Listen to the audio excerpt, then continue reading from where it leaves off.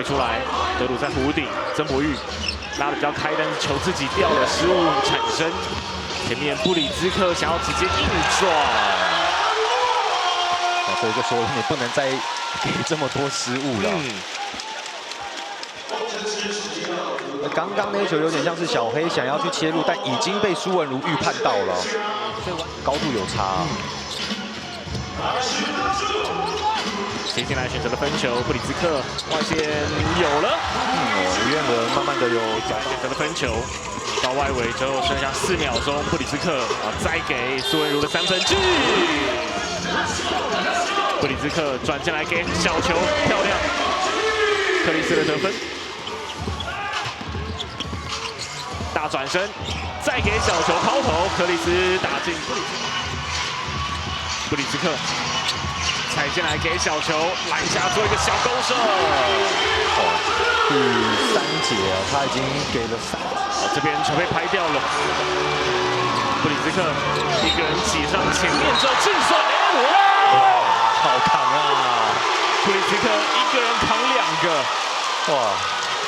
而且这个犯规要来看一下，这是给到蔡成刚的犯规，个人第5犯了。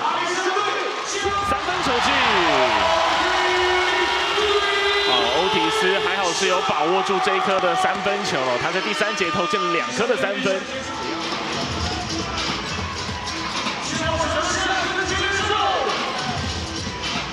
布里兹克单刀切入上篮，好球，真的很刁钻哦。布里兹克再造成的犯规净算 and one。已经用肖顺义上来想要去限制布里兹克了，但这个变数，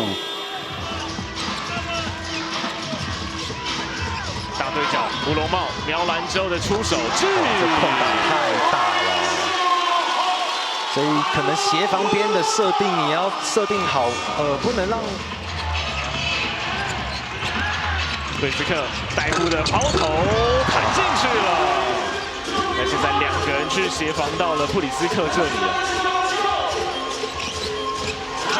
孙如里面有一个空间，布里兹克偷后门。好，工程师要喊一个暂停了。真的是高雄的救世主啊！对。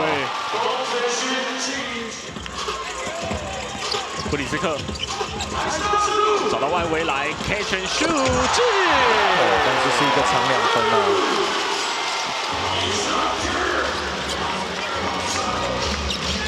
但依然还是靠布里兹克，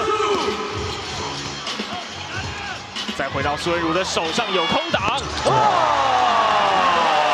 所以你看这个进攻模式就复制贴上了。布里兹克不管是 low post， 不管是 pick and roll， 他就一定会让你的防守圈缩小。